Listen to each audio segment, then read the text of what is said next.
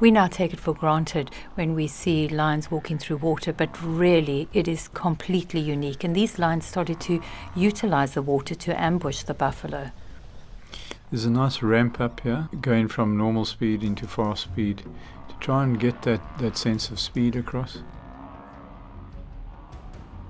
We had this long scene in the film at some point, all about how Maditau was having a tough time of it, and she was struggling for hours, for days, for months to try and feed herself off the calves of the herd. And so this is sort of an extended montage of this hunting. But it's a beautiful moment, and that you really do get to enjoy the rippling muscles and to seeing a lion running and failing a lot of the time. But really her journey was that she focused on these young animals and brought them down, and slowly built up her strategies and her tactics to try and eventually kill buffalo, big buffalo.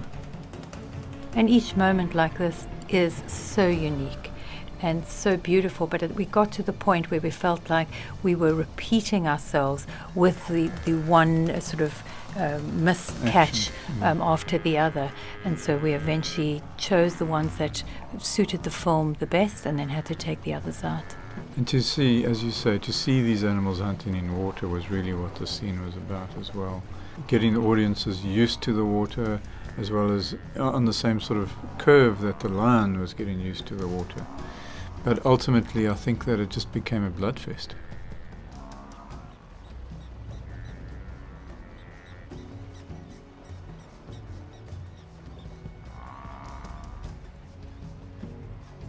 This was quite interesting, where you see that this little calf, with its intense will to survive and courage, actually stops and confronts this lioness, hoping that just by confronting it's going to move the lioness away, scare the lioness off.